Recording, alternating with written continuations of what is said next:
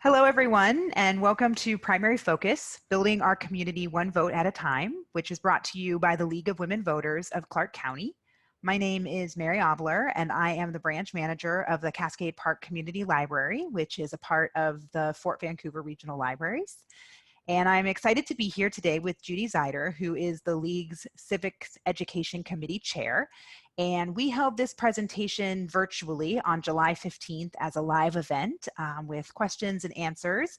And we enjoyed the content so much and thought that the questions were good enough to be included and to be updated into this presentation. So Judy has updated the presentation with that information, and we are recording this live a few days later. And with that, I will pass it over to Judy. Well, thank you very much, Mary, and thank you also to Fort Vancouver Regional Library for making this event happen. Again, my name is Judy Zeider, and the Civics Education Committee of the Clark County League of Women Voters presents programs like this throughout the year to engage citizens of all ages in participating in government. During my 30-plus years as an attorney for the City of Vancouver, I saw how important citizen engagement can be. Citizens make a difference in their community by serving on boards and commissions. They testify at public hearings. They run for office, and they vote. So after I retired, joining the League of Women Voters was a natural step. Again, I've tried to incorporate some great feedback we received on July 15th. And with that, I'm going to introduce you to the League of Women Voters. The League of Women Voters has been around for 100 years. We're celebrating our 100th birthday this year. The League is, I missed something here. The League takes positions on issues, but not on parties, political parties, or candidates.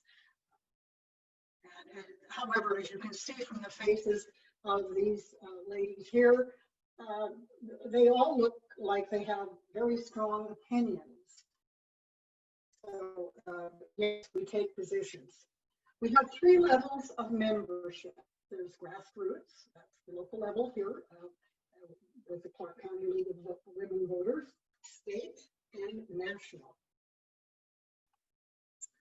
Each level studies and discusses issues from a 360-degree perspective. We use consensus to reach agreement on positions. If you're curious what some of those are, we have our national website has a impact on issues statement, and that you can look at your convenience. Today, the League of Women Voters of Clark County has over 100 members. One core value or vision of the League of Women Voters is that, and I'm not going to try not to read this presentation, but this was an important piece. We envision a democracy where every person has the desire, the right, the knowledge, and the confidence to participate. And these 4 concepts are going to be the backbone of this presentation. We'll start with desire to participate.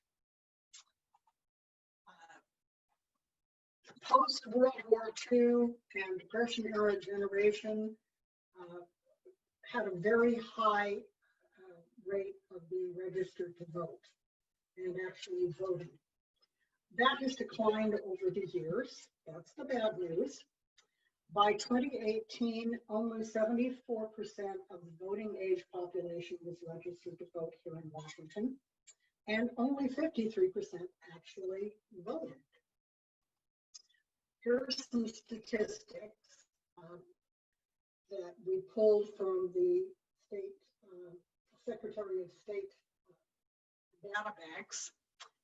You will notice that the general elections draw more voters generally than the in the primary elections, and that Clark County lags a few points behind Washington State as a whole in voter turnout. The emphasis of this presentation is on voting in the primary, and we'll get to why that's so important in a bit. But the reality is that the primary elections usually do not draw as many as the general election. And of course, in presidential election years, we get a much bigger turnout.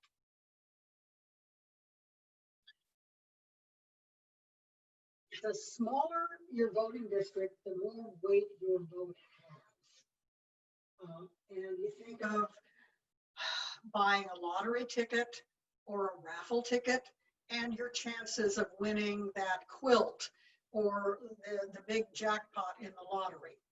In a national election, 2016, there were 138 million votes cast.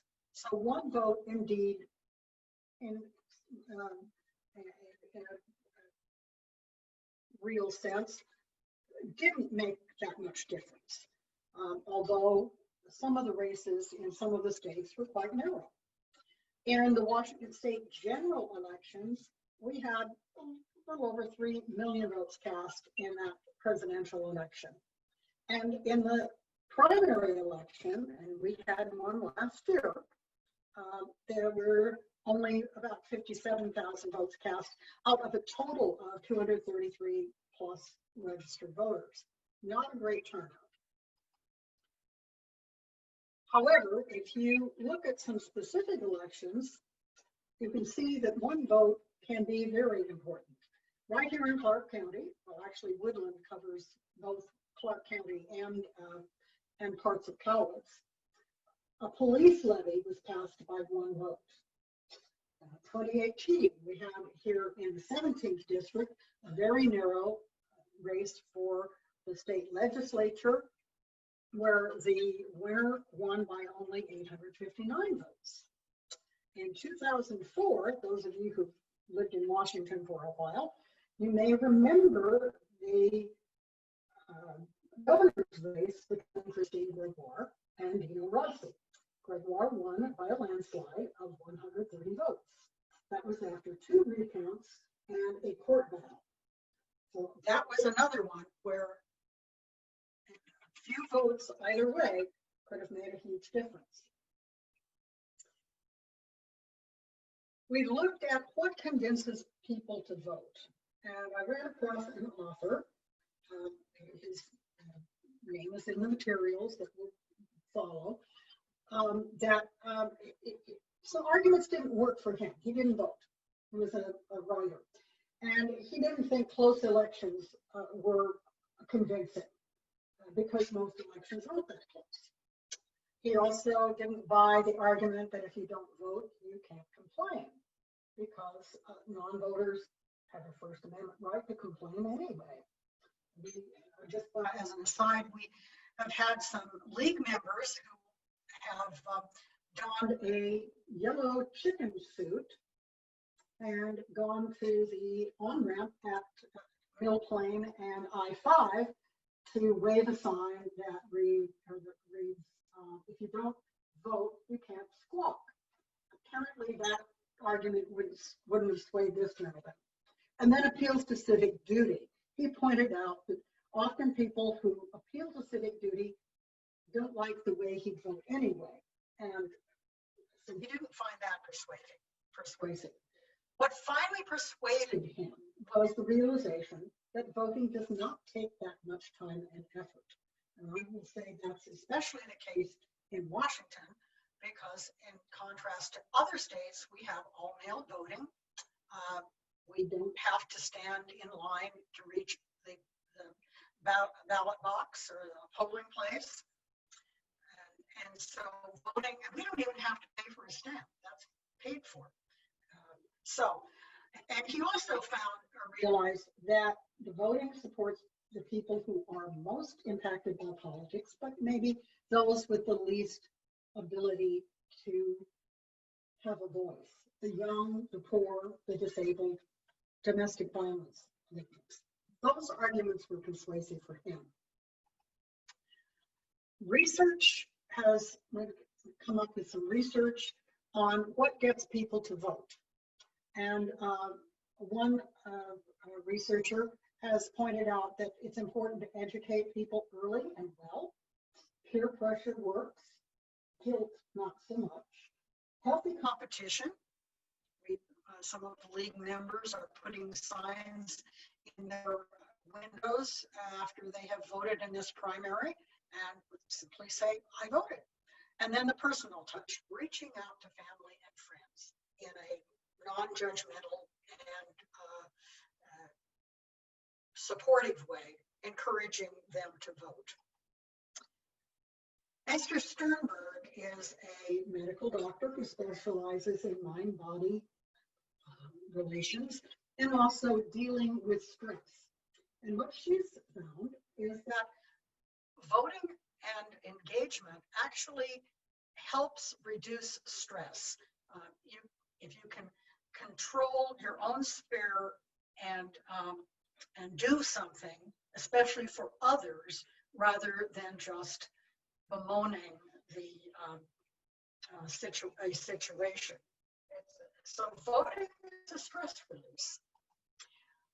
Young voters, research out of Duke University found that, contrary to some popular beliefs, young people are very much interested in politics. They intend to participate, but there are barriers.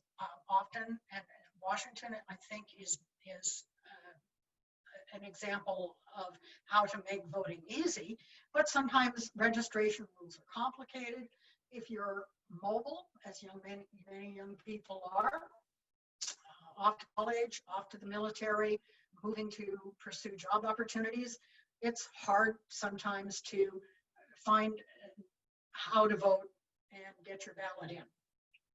One thing I've run into with young people in particular, and I'm thinking of a birthday party we had for the League of Women Voters at the Camas Library. We had a pop quiz or a little trivia contest about voting and engagement. And one young woman was stunned to find out that she didn't have to fill out the entire ballot, that the ballot will still count if you don't vote in certain races or on every single ballot measure. That's called an undervote, and the elections office counts those and counts your ballot even if you don't vote on everything. Early registration is one strategy to increase participation. Certainly, and I'll be getting to some examples of that in Washington. And then activity-based learning. I was online the other day and came upon a site that has a card game on civil engagement and how to participate in your community and in civic events. And apparently it's a very popular and very fun game. This next slide is based on feedback from audience members at our live event. We asked people to just type in or tell us what they believe is the main reason people vote. And the feedback we got was people want to feel empowered. We had a new citizen in the audience who said she was just thrilled to finally be able to vote in a U.S. election. There are people said they can see the effects of their actions in local elections, especially in school elections. And just in general, they want to make their voices heard. Then we asked the opposite. What do you think is the main reason people don't vote? So here came the reasons. Politics is dirty. Some people didn't really trust the system or believe that all votes would be counted. One person pointed out that Portland media often doesn't cover Clark County or Washington state politics very much. We'll get to some solutions for that. Some people who voted for a long time miss the experience of polling places. It used to be a shared community experience. That's hard when it's just you and your paper ballot. And then it's hard to get to know some candidates. Maybe they don't hold town halls, or maybe it's hard getting information about them even on the internet. So those are some reasons people gave for not voting. So now we'll talk about the right to participate, which I think Washington has done a solid job of enabling people to vote if they choose to. Basics: have to be a U.S. citizen, 18 by the day of the next election. You have to live in a county. The way voting works in Washington, we have a Secretary of State who oversees elections for the entire state. And then each of the 39 counties has a county auditor who oversees local elections. And your voting district, who you get to vote for, whether it's a Vancouver School District candidate or one in LaSalle, that depends on where you live in the county. So you have to be a resident of a county. You can't be disqualified due to court order, and that's a very narrow exception. You can't be under Department of Corrections supervision. And I might add that on the State League of Women Voters website, there's a handy little link to the ACLU, and they have a little questionnaire you can go through step by step and find out either whether you are disqualified because of the Washington felony, or if you aren't sure, who you can call to find out. Early registration. Here we go. Future Voter Program. This has been in place for quite some time. And if you are at least 16, a U.S. citizen, and a Washington resident, you can sign up at votewa.gov. Easy, very easy process if you have a driver's license or a state ID. Or if you don't happen to have those, and sometimes 16-year-olds don't, and also new residents. During the time of COVID-19, they found that the licensing offices are closed, so they can't get a new driver's license, and they assume they can't register to vote. We've gotten that feedback from some of the League Voter Services people in Puget Sound area. But in fact, you can go in to the state website, print off a paper form, and just use the last 4 digits of your Social Security number to mail in a voter registration form. You can also go in person to your county elections office. We had a picture of our county elections office a moment ago. Or if you are in school, you can register at your school's Temperance and Good Citizenship Day. Just remember, if you register earlier, you do the Future Voter Program, keep the elections office up to date on where you live. And if you don't get a ballot within the 2 weeks before the first election after you turn 18, call the elections office and find out what's going on. Some may ask, what is Temperance and Good Citizenship Day? Well, it was established shortly after women got the vote, and it's each year on January 16th or the previous Friday. It's held in schools, and since 2019, the schools have partnered with the Future Voter Program for students. Today, they encourage self-restraint, especially in connection with Martin Luther King Day. So the two are tied today. Voter registration deadlines for this primary, very important. Today is July 22nd. The ballots were mailed out July 17th. So you should have your ballot by now. If you don't, contact the elections office and find out what happened to it. If you aren't registered, you have until July 27th. So that is next Monday to register online or turn in a written registration form. What if you missed that deadline? you can still go to the elections office and register to vote. And we'll have some details on that because, again, with COVID-19, there are complications. So if you have to register in person, you can go to the elections, and this is starting, I think, on Monday. Go to the elections office. The doors are going to be locked.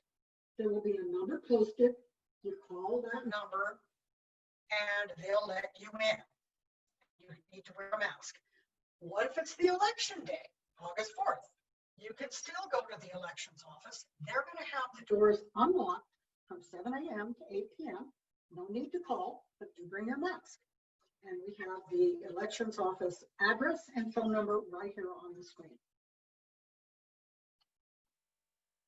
Another very easy way to register to vote, if you have a smartphone and a QR code reader, you just scan this code and it will take you right to the state website where you can type in your information and on your smartphone and register. Couldn't be easier. Want to talk a bit about voting safeguards. I'll get into quite a bit of detail on that later, and that was a question and a concern raised in our live presentation. But be assured we have either you can mail your ballot or we have handy ballot drop boxes scattered throughout Clark County. And I apologize to those who might be watching this and live in Skamania or Klickitat County. I know those are both served by Fort Vancouver Regional Library. Check with your elections office, and I'm sure they have information on where the ballot drop boxes are. Now, one of the pieces of feedback we got was that sometimes people just don't know where to get information about candidates. We are fortunate in Washington to have a number of advantages, including one of the states that published as a voters pamphlet.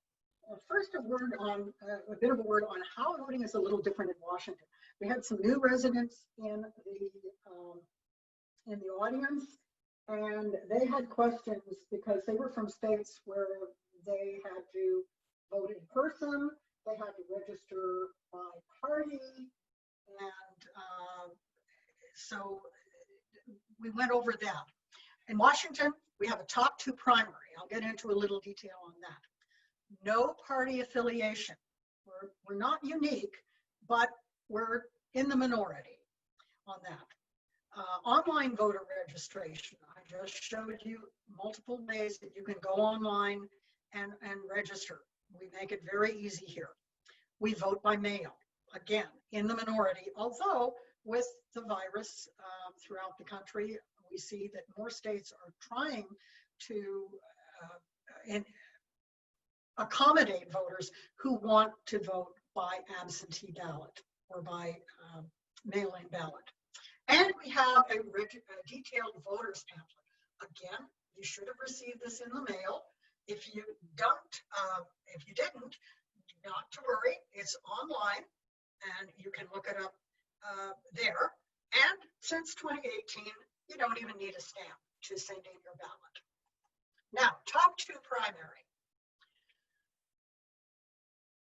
If you want more information, you can go to the Secretary of State webpage with quite a bit of detail on this. But just in brief, the top 2 primary is focused on voters and candidates, not the parties.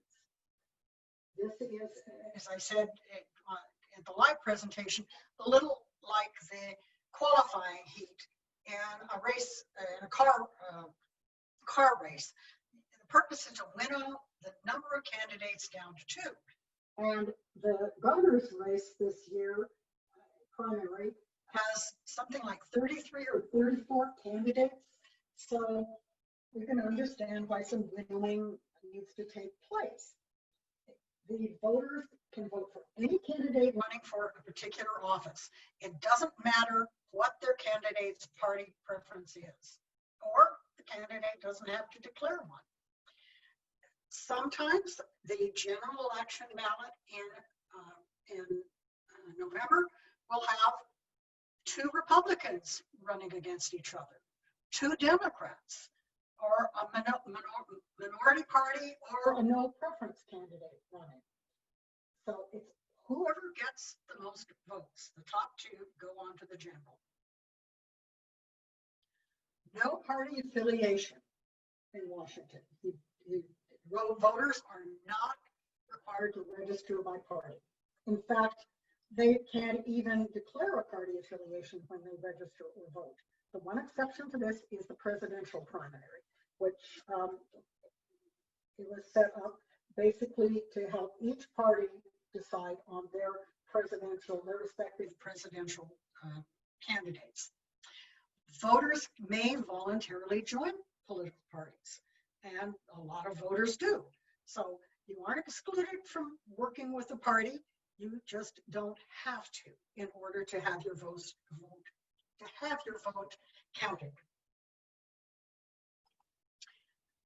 Another way to gain knowledge and to be able to vote is general civics education. How does democracy work? And that's a big effort for the League of Women Voters. That's a major focus.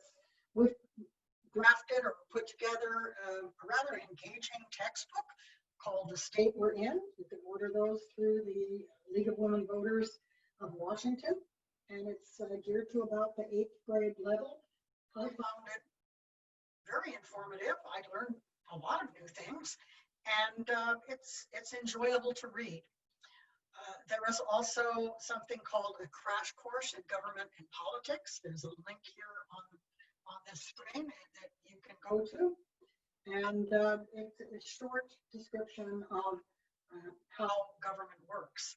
One of my favorites is the Municipal, should be the Research Center of Washington. The center advises county and city governments, special purpose districts, and they will answer questions posed by those government entities. But their website is available to anyone, so you can go online, and if, say, you want to know what does it take to recall a public official, or how does the open records law work, they have web pages on all those subjects. And then there's the Washington Secretary of State, who has a link to civics education that has a lot of resources for the general public and for the schools. Now, how do you learn about candidates? The Secretary of State has a My Vote voter guide. That is the voter's guide that you got in the mail, and it's the online version. The league sponsors Vote 411, which has been online since 2006. This is across the nation. We have been trying to make it a one-stop shopping spot for voters throughout the U.S. to find out about candidates, ballot issues, etc. Go to the candidate websites, their advertising, their speeches, their endorsements. I keep a little pile off to the side in our living room of all the advertising I get. And granted, advertising is advertising. The person sending it wants to persuade you to vote a certain way, but it can also tell you a bit about their personality and their approach to life and to public affairs. The Columbian newspaper has online candidate interviews. You can watch those and watch their editor and reporters pose questions to the candidates. One of my favorites is the State Public Disclosure Commission. Washington has a very strong sunshine law when it comes to campaign financing. And by clicking on their website, you can find out, for example, the candidate in this race that I'm interested in, who are their top donors? How much have they spent? And where are they spending it? So it's tried and true rule of investigative reporters is follow money. As a voter, you are a bit of an investigative reporter. So this is a great tool. And then League of Women Voters has a brochure with handy hints on how to pick a candidate. And again, their website under Voter Services will take you to that. The League of Women Voters is probably most noted or famous for its candidate forums. These are nonpartisan. We don't promote any candidate or party. We ask job-related questions of candidates. We had our forums the first week, full week in July.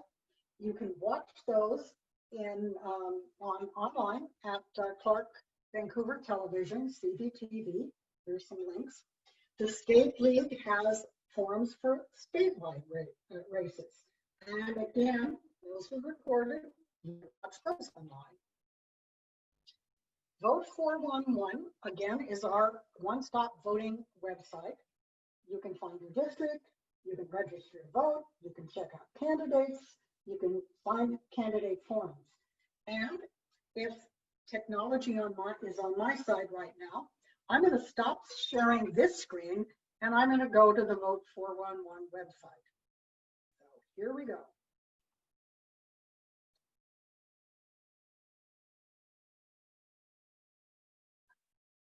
And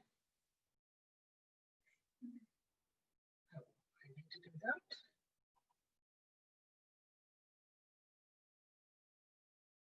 And here we go.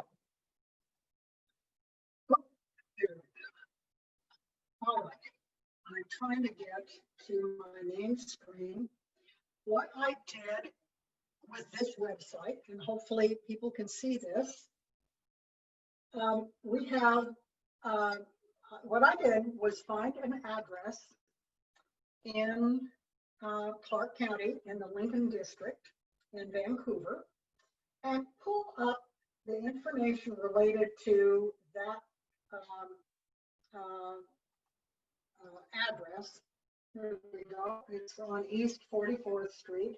It's a rental that's being advertised.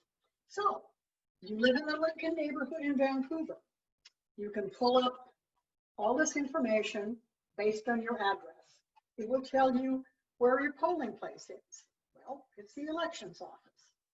Where do you drop off a ballot? Where's the closest ballot drop off? It's also the elections office and the ballot drop box at 14th and Esther. Here you go. Here is the registration box. And then if you want to see who are your, what's on your ballot and do a quick look at all of the candidates, oh, it's here they come. This is Vote 411's voters pamphlet, sponsored by League of Women Voters. I'm going to go to the state auditor election. We have 3 candidates who have filled out their 411 questionnaires, and you just click on the candidate. You can see that the league asked them some biographical, information. You can compare 2 candidates side by side. I tried comparing 3, but that functionality isn't there yet. So you learn about the candidate, their party preference, and then they're each asked the same questions that are job related, like how did you prepare for the position of auditor? What are your top 3 priorities going to be? How are you going to address them? And then a pertinent question in these times, what tools, how might the tools you have be improved to do audits for the state? And what should the state do to address financial shortfalls in the coming year? So each candidate is asked these standard questions, and you have a very handy way of checking out their answers. So that is Vote 411, and I think that it's handy and convenient. There are also links to add to candidate forums, both statewide and local. Well, I'm going to go back to my PowerPoint slide and share that. We'll go back. And there. So that was Vote 411. When you're researching a candidate, we recommend casting a wide net. I know everyone has their favorite channel, their favorite news source. For purposes of an election, you might want to check out a few news sources. As I said, the Columbian has candidate interviews. The Reflector usually has wide-ranging interviews with the candidates in North Clark County, the center, Ridgefield, Battleground area. Clark County Today is an online newspaper or media source. They also usually have candidate interviews. And then there's the Camas Washington Post Record. CBTV, which is a local government access channel, has an elections link or webpage where you can pull up candidate forums. They have a video voter guide, etc. Of course, radio, TV, social media. Fact-checking websites, here are a few that the League recommends, and you can explore those at your convenience. But once again, we have our voters pamphlet. You should have gotten it already. If you don't have a copy handy, you can check it out online. And then besides TVW locally, there is TV Washington, which is the state public television online service. It also has a statewide video voter guide with interviews of the state candidates. You might remember that one of the participants last week noted that it's sometimes hard to get information in Clark County, especially on Washington statewide candidates. TVW is a great resource to overcome that and get that information. So make sure your vote is counted. It has to be postmarked on or before August 4th. Mail it early. One of the peculiarities of Clark County is that a lot of our mail will be shipped by the post office to a sorting center in Portland. So there's a little extra lead time you need to have in order to mail your ballot and have it get to the elections office by 8 p.m. on election day. We have drop boxes, and you can drop that in the box at 7:59 on election day, and it will be counted. The elections office has a little map that shows where these drop boxes are, and they are in every, just about every city and town in the county. Then, or if you are highly voted, you can drive to the elections office and deliver your ballot yourself by election day. Or if you don't have the ballot, you can go in and vote. Just bring your ID. You may remember the instance of someone feeling that they had to vote in every single ballot measure, every single race, or they weren't properly filling out the ballot. So one thing the League tries to promote is the confidence to participate. Knowledge is a big part of that, but one other thing that our audience pointed out or raised as a concern was, is our voting system secure? Are all the votes going to be counted? And as I said before, the Secretary of State oversees elections and security statewide. We have a county auditor in each county. And if you want to take 6-7 minutes and watch an entertaining video that actually shows you your ballot is processed here in Clark County. I recommend you watch this YouTube video done by the Clark County elections. It features a cartoon figure, Billy the Ballot, and then election staff who walk you through point by point, step by step, what happens to your ballot when it arrives in their office. It's quite an entertaining video. We also have checks and balances for ballots. Every single one must be accounted for by the county auditor. Then there is a statutorily established canvassing board that has to certify the results. With paper ballots, every ballot has an audit trail. I took my ballot and removed identifying information. What you see here, I'll hold it up so hopefully you can see it. Not necessarily easily. There was a barcode on every ballot envelope that goes into elections and on every ballot.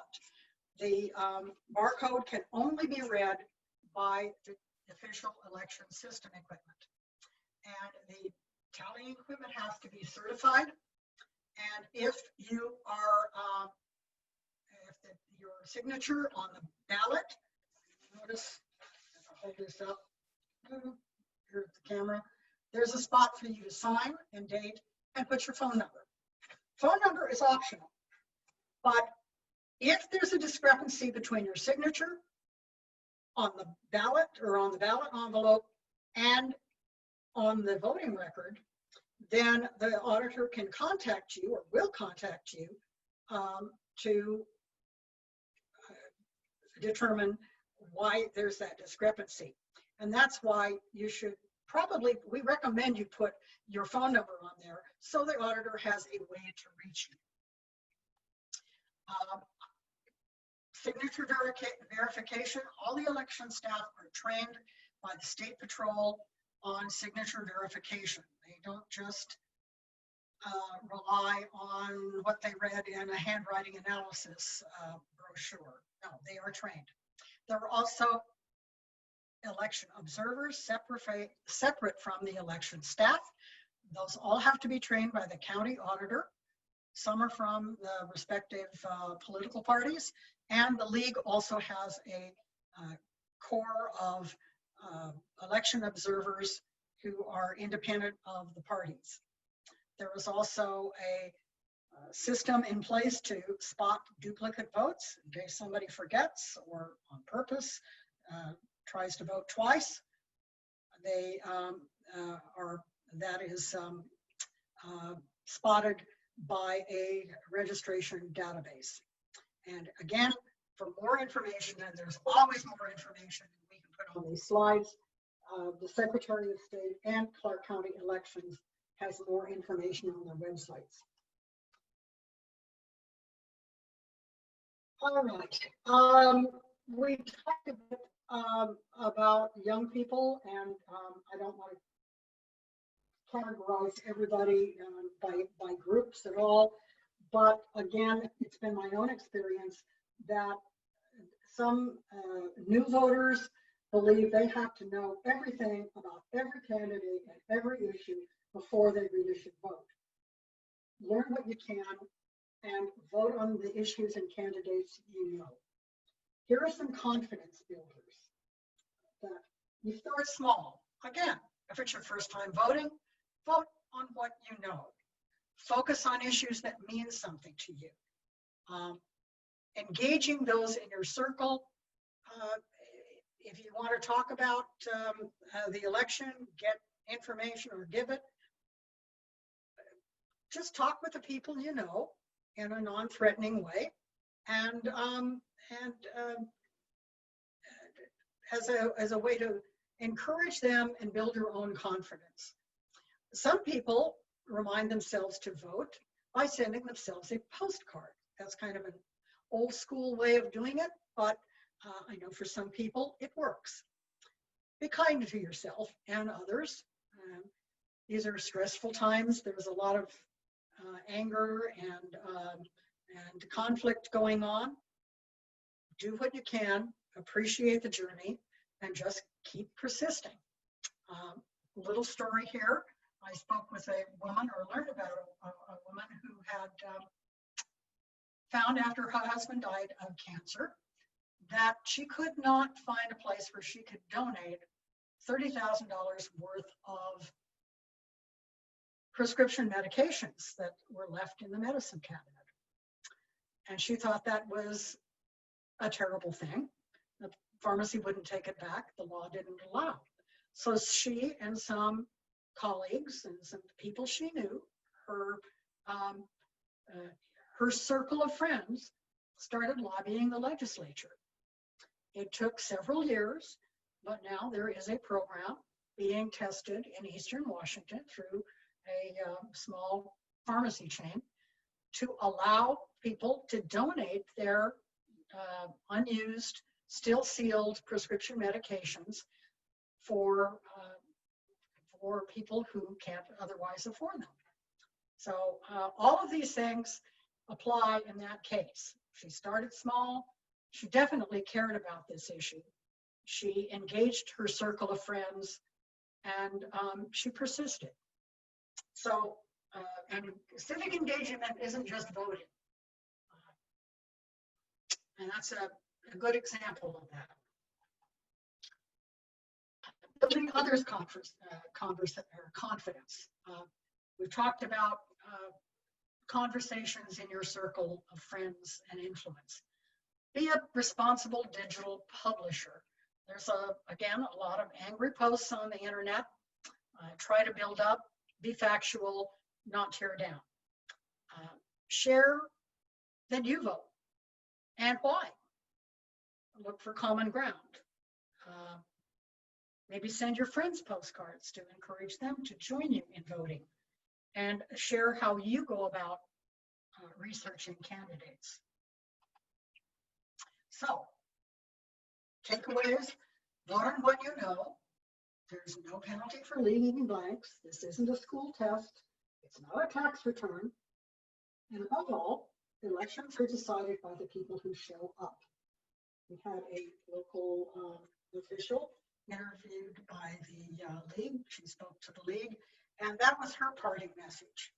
Elections are decided by the people who show up.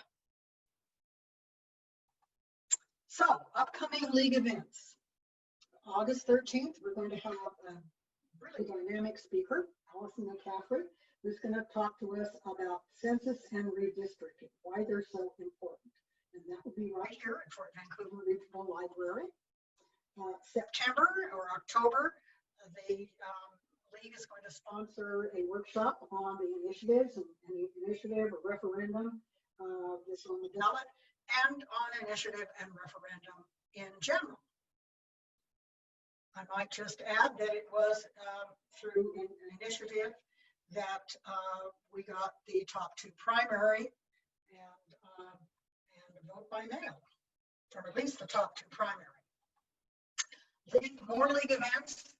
We will be having our candidate forums in October. The dates will be on our website, and we encourage you to check back later in the summer and see when and where you can see those. If we can't have them in person like we traditionally do, we will have them online. So, in parting, get your primary ballot in by August 4th. Remember, voting is people power. And if you want to know anything about the league, please visit our website and Facebook page. Thank you. All right, Judy, great. Thank you so much. This information is incredibly helpful, and you covered it so well. So thank you so much for taking the time to record this today for our patrons and for other viewers who may be interested. I encourage you to take a look at the League of Women Voters of Clark County's website, as well as the Vote 411 website, which can help you learn all about your ballot. I hope you also share this video with others that you think may benefit from this information, and encourage you to do that. And you can also find other library programs, from civic workshops like this to book discussion groups and storytime videos for kids on our website at fvrl.org. And with that, I just want to thank Judy for her time, and the League of Women Voters for being here today and providing this information for us. And we look forward to seeing you at a library event in the future. Thank you so much. Bye.